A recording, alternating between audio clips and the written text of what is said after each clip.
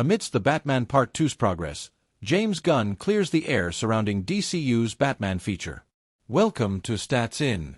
If you're just joining us, please subscribe and don't forget to turn on notifications bell for more video. Since announcing the DCU slate last year, James Gunn has been pretty vocal about prioritizing stories over everything else. Being a writer-director himself, the Peacemaker showrunner has continued to stress the importance of storytelling in the medium, which many CBM releases have been undermining in recent years. Similar is the case with DCU's Batman, as even though the film was announced a long time ago, Gunn clarified they've no intentions of rushing its development without a story worth telling.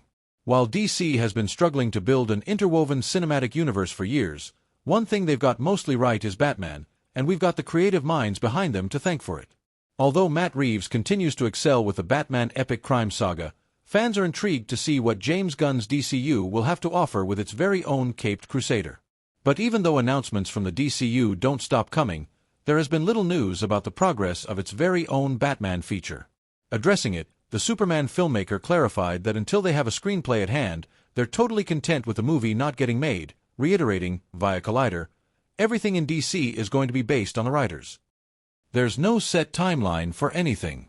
The one thing that I've tried to make clear to people from the beginning, in the way that I hope we're different, is that everything in DC is going to be based on the writers.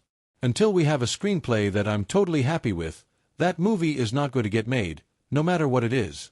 On the bright side, this could ensure that the Dark Knight's legacy on the silver screen remains untarnished, which also explains why the new regime had no issues with the delay of the Batman Part 2. Originally slated for a 2025 release, the Batman Part 2 was later pushed back to 2026, and this could be linked to Reeves' progress on the script for the sequel. Even though some reports previously claimed that the filmmaker was done with his work on the second chapter script, Gunn recently cleared the air, adding they're still, via threads, very much looking forward to it. I think that report was well-intentioned, but it was mistaken. We are very much looking forward to it. Considering that the issues with most CBM failures in recent years boiled down to their underwhelming storylines, the new regime's stance on prioritizing writers seems like a step in the right direction. Warner Bros. Has been known to fumble at its most crucial moments of crisis, but its latest stunt may cost James Gunn his entire DC universe. Welcome to Stats In. If you're just joining us, please subscribe and don't forget to turn on notifications bell for more video. In the past couple of years, Warner Bros. Has made more changes in its internal structure and hierarchy than a studio does in a whole lifetime. The shifting wind at Hollywood has made the Centennial production house seem like a flailing fish out of water. And yet, the executives and creative heads at WB hold out hope for a new era with the dawn of James Gunn's DC Studios. However nascent it may be, DC has always been a reliable and profitable market for the movie industry. Ever since Christopher Reeve's Superman and Michael Keaton's Batman, the CBM universe has received a fresh lease on imaginative storytelling, with Marvel's Infinity Saga success only solidifying the foundation of that belief. But as new information comes to light, it seems as though Warner Bros. May not be safe, after all. For a studio as old and experienced as Warner Bros., it sure has taken some monumentally stupid risks in the past half a decade. Fiasco after fiasco has lined the halls of the WB headquarters, and yet, the studio seems none too aware of how to get things under control without aggravating the situation even further. What began as a simple case of creative difference with Zack Snyder's DC Extended Universe and the Justice League trilogy soon snowballed into a flurry of career-ending scandals for its cast members. Before WB could stuff a cork at the bottom of its leaky barrel, a $43 billion merger led to a complete upheaval at the WB offices with hundreds upon hundreds of employees axed.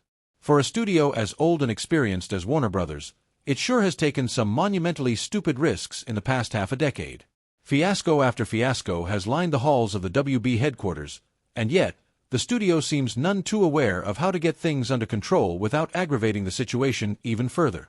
What began as a simple case of creative difference with Zack Snyder's DC Extended Universe and the Justice League trilogy soon snowballed into a flurry of career-ending scandals for its cast members.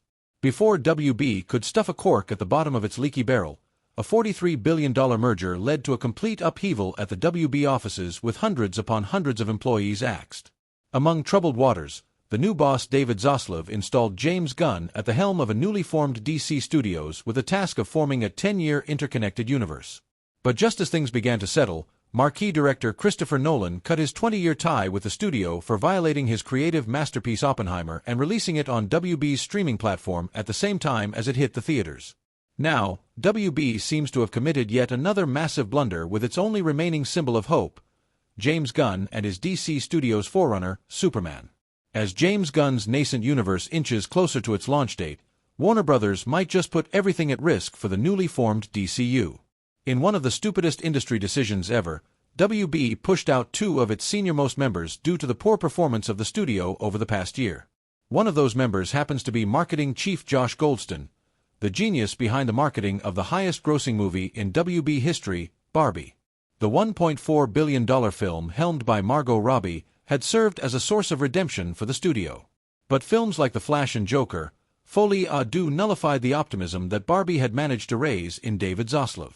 The answer to WB's fiscal problems could have been found in any of its obscure corners, but firing the marketing genius who was responsible for saving WB's legacy was not one. More shocking still, Goldston was responsible for the marketing campaign behind James Gunn's Superman, as well as 2 of WB's biggest upcoming properties, Minecraft and F1.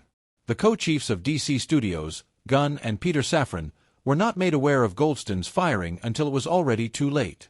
When asked about it, Safran claimed, "It was a decision that Mike and Pam felt was for the best." While the heads at DC may remain cryptic as ever, the fans are left to wonder how damaging the implications of Goldston's firing may be on the future of the DC universe. Dwayne Johnson didn't agree with James Gunn's decision to cancel any further Black Adam films, suggesting that it was a bad financial move. Welcome to Stats In.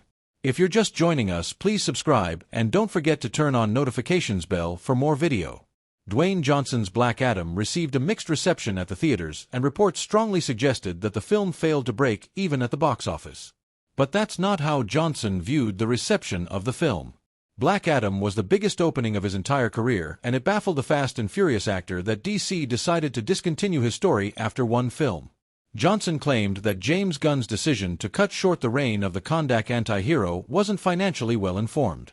He shared that even business people and Wall Street questioned the move. He shared that the film had great numbers despite COVID-related challenges.